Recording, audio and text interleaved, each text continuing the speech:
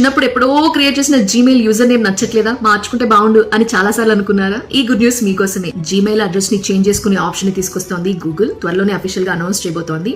ఎలా చేంజ్ చేసుకోవాలి అంటే, గూగుల్ అకౌంట్ లోకి వెళ్ళాలి. మీకు అర్థం కాలేదంటే ఒక పని చేయొచ్చు, జీమెయిల్ యాప్ లోకి వెళ్ళండి.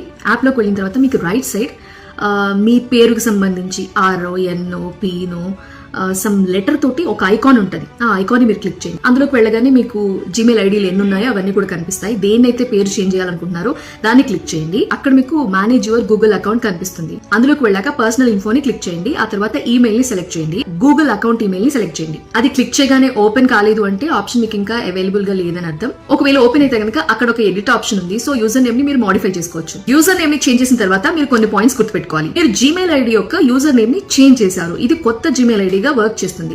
అలానే ఓల్డ్ జీమెయిల్ ఐడి కూడా ఉంటుంది. నీకేమైనా ఈమెయిల్స్ వచ్చాయనుకోండి, ఓల్డ్ జీమెయిల్ ఐడికి వెళ్తాయట, అలానే కొత్త ఈమెయిల్ ఐడి కూడా వస్తాయట.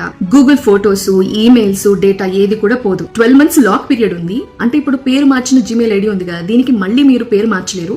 అలానే ఈ అకౌంట్ ని మీరు డిలీట్ చేయలేరు 12 నెలల పాటు. ఒక్కో జీమెయిల్ అకౌంట్ కి 3 సార్లు మనం చేంజ్ చేసుకోవచ్చు. అంటే ఒక్క అకౌంట్ కి 3 కొత్త యూజర్ నేమ్స్ తోటి ఐడీలు క్రియేట్ అవుతాయి.